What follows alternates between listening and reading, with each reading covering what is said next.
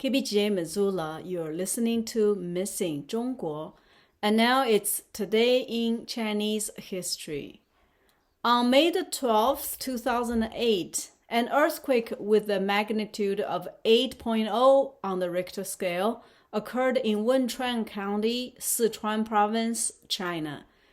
Nearly half of China, including Beijing, Chongqing, Hunan, Hubei, Shanxi, Shanxi, and Hebei, felt the tremor. This is the largest earthquake in the inhabited areas of China since the founding of the People's Republic of China. Mianyang, Deyang, Chengdu, Guangyuan, Yan'an, Aba, Beichuan, Qingchuan, and Dujiangyan in Sichuan Province were particularly severely affected. The 5.12 Wenchuan earthquake is the most destructive and widespread earthquake since the founding of the People's Republic of China.